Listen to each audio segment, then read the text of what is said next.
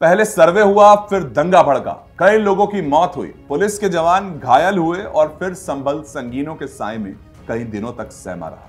दंगा भड़काने के आरोप में पुलिस 2 हत्यारोपियों, 3 महिलाओं सहित 80 लोगों को गिरफ्तार करके जेल भेज चुकी है। लेकिन अब एक बार फिर संभल में कुछ बड़ा होने वाला है। सुगबुगाहट तेज हो चुकी है।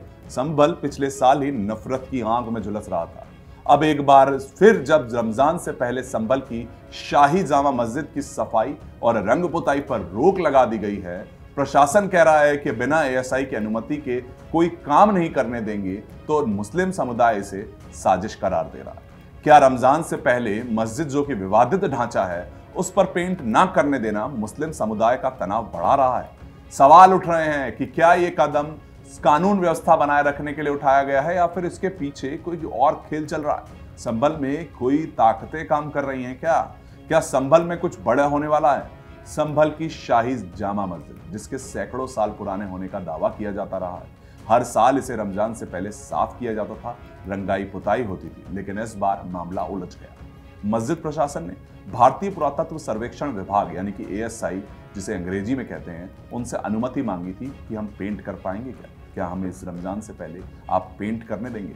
लेकिन अब तक कोई इजाजत नहीं है। देखिए, एएसआई से हमने इस बार शाही जामा मस्जिद संभल की साफ सफाई, पुताई, रंगाई और सजावट के लिए इजाजत मांगी है, परमिशन मांगी है कि वो हमें इस बार इसे करने दें, क्योंकि ये तो सैकड़ों सालों से एक ट्रेडिशन है, एक कस्टम चली आ रही है कि कभी भी इसमें जो है एएसआई से कोई परमिशन, जब से भी एएसआई के अंडर में आई है, ये हमने नहीं मांगी है और ना ही कभी सैकड़ों सालों से होती चली आ रही है सजावट, पुताई, सफाई, रंगाई, लेकिन कभी भी एएसआई ने इस पर कोई एतराज हमसे जाहिर नहीं किया है, ना ही कोई आपत्ति लगाई है, ना ही कोई विरोध दर्ज कराया है। विवादित ढांचा है वो वर्तमान में एएसआई की प्रॉपर्टी है और माननीय न्यायालय के द्वारा उस पर अभी कुछ भी आगे कार्रवाई करने पर भी रोका गया है।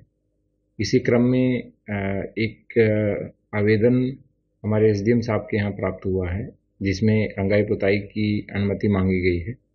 वो हमने एज इट इज़ एएसआई को भेज दिया है, क्योंकि एएसआई की प्रॉपर्टी है तो उस पर निर्णय लेने का अधिकार भी आर्कियोलॉजिकल सर्वे ऑफ इंडिया को है। संभल जो एक साल से विवादों और राजनीति के केंद्र में है, वहां 24 नवंबर 2023 को इसी मस्जिद के सर्वे के दौरान भारी हिंसा हो जाती है, जिसके बाद प्रशासन कोई भी फैसला लेने से पहले सतर्कता बरत रहा।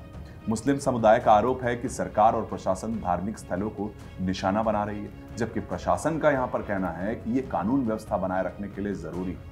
आखिर संभल का माहौल क्यों गर्मा रहा है? ये आंकड़े आपको हैरान कर देंगे कि संभल में पिछले एक साल में सांप्रदायिक घटनाओं में 37% की बढ़ोतरी हुई।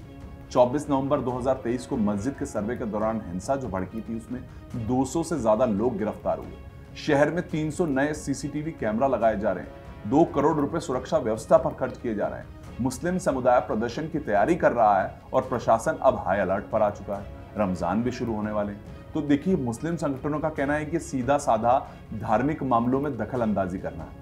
शहर के मौलानाओं का कहना है कि अगर जल्द से इजाजत नहीं मिलती है तो मुस्लिम समुदाय विरोध प्रदर्शन करेगा। क्या संभल का प्रशासन एक बड़ी टकराव की स्थिति पैदा कर रहा है खुद ही? इस सवाल पर कुछ संगठनों का कहना है कि मुस्लिम समुदाय जानबूझकर इस मुद्दे को तूल दे रहा है। एक सवाल जो फिर से सबके सामने है कि क्या यह विवाद हिंदू मुस्लिम टकराव में बदल सकता है? इस सवाल का जवाब काल के गर्भ में है। साफ शब्दों में कहें तो संभल के हालात बेहद नाजुक बन चुके हैं। प्रशासन की सख्ती, मुस्लिम समुदाय की नाराजगी और हिंदू संगठनों की प्रतिक्रिया, क्या यह सब किसी बड़े तूफान का संकेत है? क्या आने वाले दिनों में संभल में कुछ बड़ा होने वाला है?